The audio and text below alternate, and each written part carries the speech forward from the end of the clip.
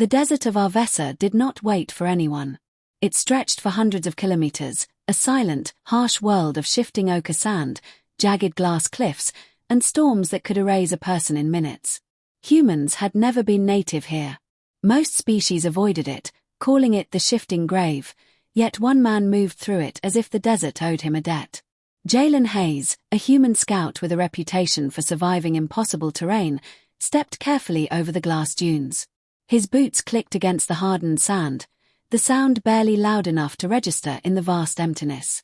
His scanner beeped every few minutes, warning him of temperature spikes and microtremors, small alerts for a desert that had long ceased to care about warnings. Jalen ignored most of them. Habit was more useful than hardware. He found her past a ridge, half buried in sand, her skin glinting with faint bioluminescence. Her ears were long and tapered, unmistakably alien, but her body lay still. Jalen crouched beside her, tipping water from his canteen onto her parched lips.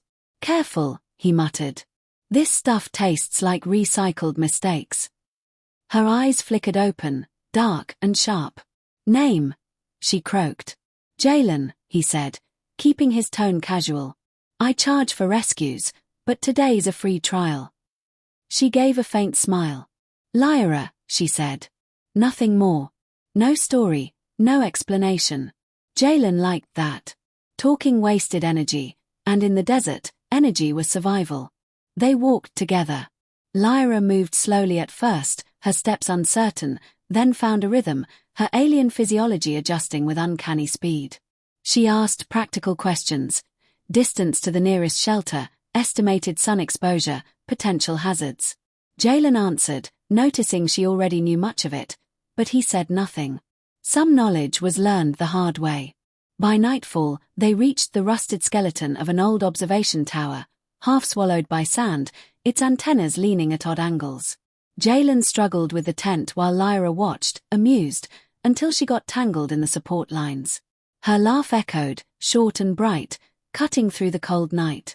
"Don't worry," Jalen said. Aggressive, but harmless. They shared a simple meal of protein paste heated over a flickering coil, their conversation light. Lyra studied the stars above the desert, quiet, as if memorizing them. "Stars look better when they threaten to burn you," Jalen said. She smiled, this time real, letting the quiet stretch between them without filling it. Morning brought no ceremony. The desert remained indifferent to exhaustion, to hunger, to hope. Jalen rose to the whine of his scanner, noting with mild surprise that Lyra was already awake, inspecting the heater with careful precision. "It bites if you touch the wrong panel," Jalen warned. "Learned yesterday."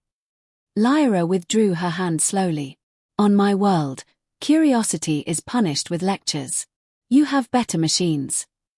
"Luxury," he muttered. They packed and moved on, each step measured. Jalen noticed everything, the angle of her ears, her breathing, the way she conserved energy. He told himself it was coincidence. The universe thrived on coincidence. They came across a wrecked cargo skimmer, split open like a fossil. Jalen scavenged it, finding a faintly charged power cell. "See, somebody paid extra for bad luck," he said. Lyra's faint laugh carried across the dunes. By midday, they sheltered beneath mirrored rocks that reflected heat away. They shared water carefully, counting each swallow. Conversation drifted, gentle and unguarded.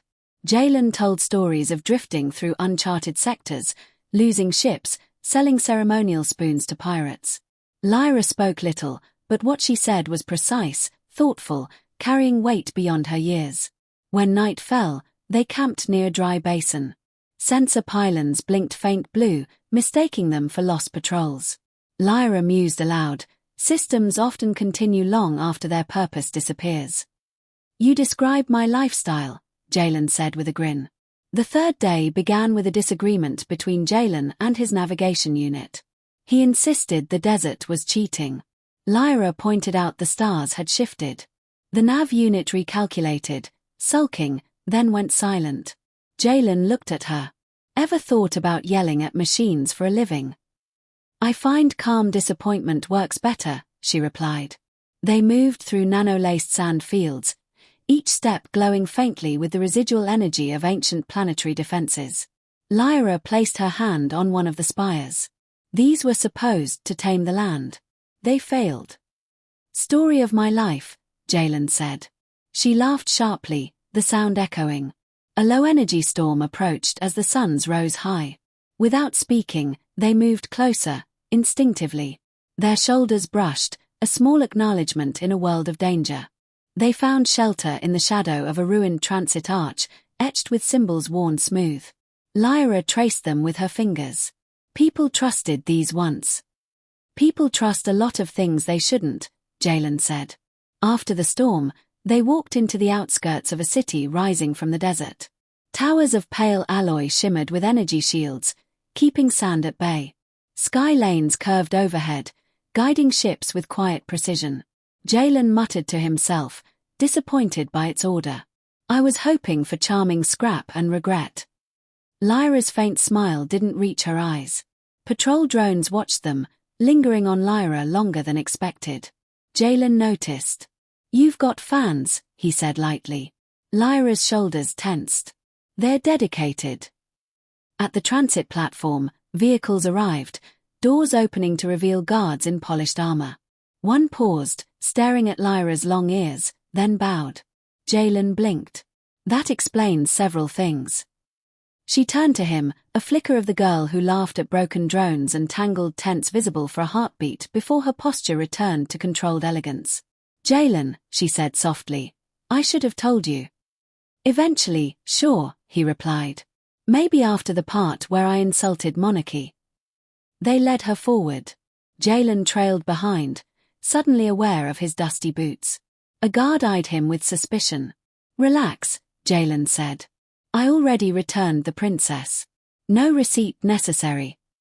At the palace steps, Lyra paused, looking back at Jalen with a glance that spoke of gratitude, trust, and a bond formed through trials. "You saved my life," she said quietly. "And you didn't ask why I walked with you," he said. "I didn't need to," she replied. Inside the palace, they spoke openly, no roles, no pretense. Lyra described the expectations she had fled, laws and duties encoded into her life. Jalen listened without jokes, surprised at his own focus. When she finished, he said simply, "You survived the desert. That's more qualification than most rulers I've met." She laughed, softly this time. Tension eased. She offered compensation. He waved it away. "I didn't help you because you were important. I helped because you were there." Lyra studied him, then nodded. Exactly why it mattered. At the balcony overlooking the endless dunes, she admitted she would stay, not because she was forced, but because she chose to return with clarity. The city needed her, and for the first time, she believed she could shape it rather than be shaped by it. Jalen realized the girl who had crossed the desert was gone, replaced by someone stronger. And he, too, felt changed. When they parted, it was quiet and complete. She pressed a small device into his hand. "So you don't get lost," she said. "I specialize in that," he replied. Jalen left at dusk, lifting smoothly into the thinning sky. The desert shrank beneath him, patient and indifferent. He set a course not for survival, but for purpose. The stars stretched ahead, honest and distant. "All right," he said to the universe. "Next time I'm charging for words." A faint noise made Jalen look up. The cloaked figure had returned, standing silently near the doorway. "You understand now," Turek said. "But understanding is only the beginning. The desert tests all who walk it. You've passed its first challenge. The second awaits." "Second challenge?" Jalen asked. "Yes. You will not face it alone." Turek gestured to a corner of the room. A section of the wall shimmered, revealing a portal-like structure, suspended in midair. Inside, he could see Lyra, standing with her long ears uncovered, eyes focused and determined. Jalen's heart skipped. She had followed him, somehow. The desert had tested her as it tested him, and now their paths converged again, not by chance, but design. Lyra stepped forward, her expression unreadable. "Jalen," she said. "You found the station." "I did," he replied. And apparently, we're about to learn why it exists. The portal hummed, pulling them closer. As they passed through, the world shifted. Sand gave way to crystalline pathways suspended above vast chasms. Energy currents flowed like rivers beneath their feet. The station wasn't just a building, it was a node in a vast network, a living relic of civilizations that had tried to dominate nature and failed. "Why are we here?" Jalen asked, stepping carefully. "To understand," Lyra replied. "To survive what comes next. And to prove humans, and others, can adapt where rules fail." They moved through the labyrinth of the station, encountering puzzles left by its creators. Pressure-activated doors, energy barriers, automated drones programmed to test travelers. Each obstacle required ingenuity, timing, and trust. Jalen and Lyra worked together seamlessly, instinct and logic blending in perfect balance. Hours passed, or maybe days. In the desert, time had little meaning. Exhaustion gnawed at them, but they pressed on, driven by curiosity and a deeper understanding of their place in the universe. Every solved puzzle, every bypassed trap, felt like a victory not just over technology, but over expectation. At last, they reached the heart of the station, a chamber filled with energy cores, pulsing in unison. Holographic stars swirled above, mapping the galaxy in intricate detail. Turek appeared again, silent until now. "You have reached the core," he said. "Few do. Here lies the knowledge of survival, of adaptation, of the balance between order and chaos. But knowledge alone does not suffice. Action is required." "What action?" Jalen asked, wary. "Restoration," Turek replied. "The network must be activated, but carefully. The desert cannot be tamed completely. It must remain wild enough to survive, structured enough to sustain life. Only beings who understand balance may control it." Jalen and Lyra exchanged a glance. Humans and her people had walked different paths, but both had survived. Both had adapted. And now, together, they had a chance to influence something far larger than themselves. With careful hands, guided by instinct, calculation, and trust, they began the activation sequence. Energy flowed, illuminating the station, connecting it with distant nodes buried beneath sand, orbiting moons, and otherworldly cliffs. The desert responded, winds slowing, dunes stabilizing, pockets of moisture forming where none had existed for centuries. Life, subtle but undeniable, returned to places long thought dead. Exhausted, they sat amidst the humming cores. Lyra smiled faintly. "We did it." Jalen nodded, letting the realization sink in. "Yeah, we did." Above them, the stars shimmered, distant and honest. Humans had always been small, fragile creatures. Yet here they were, shaping worlds, surviving deserts, adapting where others perished. The HFY truth was undeniable. When humans walked into the impossible, they left footprints not just on sand, but across time itself. The desert of Arvesa, patient and eternal, whispered around them. It had tested, it had waited, and it had finally acknowledged them. Not with words, but with recognition of survival. Jalen and Lyra stepped back through the portal, emerging into the familiar sands. The desert had changed. So had they. And somewhere deep in the dunes, a network long forgotten hummed once more, ready to guide, to challenge, and to endure. Jalen looked at Lyra, long ears catching the wind. Ready to see what the stars have in store next. Lyra smiled, her dark eyes reflecting the vast night sky. "I think we already have." Together, human and alien, they walked into the shifting sands, leaving no footprints that mattered to anyone but themselves. Jalen's ship glided over the Arvesa desert like a silent predator, engines whispering against the evening sky. Below, the city of Sorath shimmered under protective shields, towers gleaming with cold precision. Jalen had left at dusk, but he hadn't flown far. Something tugged at him, an unease he couldn't name. Humans were attuned to instinct, even when they didn't understand it. The navigational core Lyra had given him hummed softly in his hand, guiding him along long-forgotten desert paths. It wasn't just a tool, it was a promise. Jalen adjusted the ship's course, following the faint trails that wove between the dunes, some no wider than a single-wheel track, most invisible to ordinary scanners. He thought about Lyra. The desert had tested her, and she had survived. Not only survived, but she had learned, adapted, and transformed. And somehow, in that transformation, she had left an imprint on him he hadn't expected. The night deepened. Stars stretched across the sky like strands of silver wire, distant and unblinking. Jalen's ship hummed in rhythm with his heartbeat. Space had its own dangers, but they were predictable. The desert was chaos personified. And yet, humans thrived on chaos. They saw patterns where others saw death. Ahead, a ridge of glass dunes appeared, warped by storms from centuries past. Jalen's scanners went silent, overwhelmed by the reflective surfaces.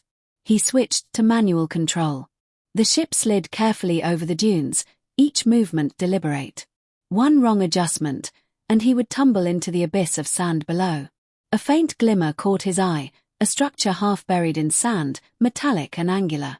He adjusted course, descending slowly. As he drew near, he recognized it as an old orbital relay station, abandoned long before most records were kept. Antennas jutted at odd angles, some broken, some still faintly humming. Jalen docked the ship and stepped onto the ridge. The desert wind cut through his jacket, carrying sand and static. He moved cautiously toward the station, scanning for traps or wildlife. Nothing moved. The place was dead, or pretending to be. Inside, he found evidence of life, supplies stashed in corners, logs from long-gone engineers, and a strange energy field flickering weakly at the center of the station. Jalen approached. The energy field pulsed like a heartbeat, faint blue light rippling through the walls. His scanner picked up faint readings, data streams from the past, memories stored in the station's core. Curiosity overtook caution. Jalen placed his hand on the control panel. The field responded, expanding and enveloping him. The station's AI, long dormant, spoke in a soft, digital tone. Human presence detected. Identity confirmed. Initiating historical playback. Visions flashed before his eyes. The station had once been a hub for interstellar trade, a waypoint for travelers crossing the Arvesa system. Ships docked, supplies exchanged, alliances formed. And then, conflict. Civilizations clashed, and the station was abandoned, left to the mercy of the desert. Jalen pulled back, breath shallow. He was used to danger, to death, to betrayal, but history was heavier than any blaster. He realized humans were rare here, not because they were weak, but because they were unpredictable. They survived where others failed, adapted where others froze. They endured. A sudden noise made him spin. The station's outer door had shifted, revealing a figure partially cloaked in sand-colored robes. The figure moved silently, eyes reflecting the dim glow of the energy field. Jalen reached for his weapon, but the stranger raised a hand. "Peace," the figure said, voice low and melodic. "I am Turek, guardian of the old way. You trespass, human." "Guardian?" Jalen asked, relaxing slightly. "This place has been abandoned for centuries." Turek shook his head. "Abandoned in body, never in purpose. You carry the core key." His gaze flicked to Jalen's hand, where Lyra's device rested. "You walk paths meant for the chosen. Why?" Jalen didn't answer immediately. Humans were measured, speaking when it mattered. "Because survival isn't enough," he said finally. "I want understanding." Turek studied him, expression unreadable. After a moment, he nodded. "Then you may proceed, but know this, the desert does not forgive mistakes, and the stars do not forget weakness." The words hung in the air as Jalen explored deeper into the station. Data banks lined the walls, some intact, others shattered. He accessed a terminal, using Lyra's core key. Streams of information flowed instantly. Trade routes, energy signatures, starship registrations, secrets lost to time. Jalen scanned rapidly, committing everything to memory. Hours passed, or maybe minutes. In the desert, time was an illusion. Eventually, he reached the station's command center. The energy field pulsed stronger here. Jalen placed the key into a slot embedded in the floor. The field expanded, and suddenly the room was alive with holographic projections, ships, planets, and maps that stretched across the galaxy. A warning flashed. Unauthorized human detected. Core access granted temporarily. Jalen smiled. Temporary is my specialty, he muttered. The projections revealed something he hadn't expected. A network of ancient stations, linked across Arvessa and neighboring systems. They were designed to monitor and control the desert's energy. Storms, sand shifts, even small gravity fluctuations. Whoever built them had wanted the desert tamed, turned into a controlled environment. But nature, as always, had its own mind. Jalen realized Lyra's people, or her ancestors, had once relied on this network. She hadn't fled randomly. She had run from a world that depended on systems designed to enforce control, systems that could crush freedom in a single miscalculation. Humans, however, humans thrived in unpredictability. They adapted. They improvised.